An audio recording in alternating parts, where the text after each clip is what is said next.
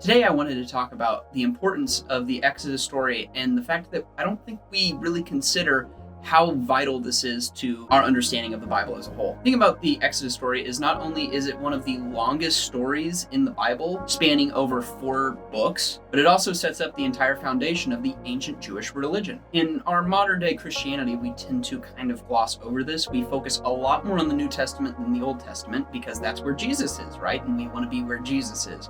However, it's important to know that Jesus is based out of all of this, on top of which many books in the Old Testament continue to reference Exodus as a do and do not scenario, and Paul and other books in the New Testament also reference Exodus. And this isn't merely because this story contains all of the laws for the Old Covenant. Typically when it's referenced, it's in the context of talking about Israel's resistance to God. It appears that in ancient Jewish tradition and in the modern versions of the New Testament, this is really the larger, more important component of the entire story. The fact that Israel was God's chosen people, and yet they refused to follow God time and time again, despite his patience, despite his warnings, despite his laws and asking them to uphold them, which they continue to fail at. We see that eventually Israel gets to the end of God's rope. As they reject Jesus, and the gospel spreads away from the Israelites and into all of the other nations.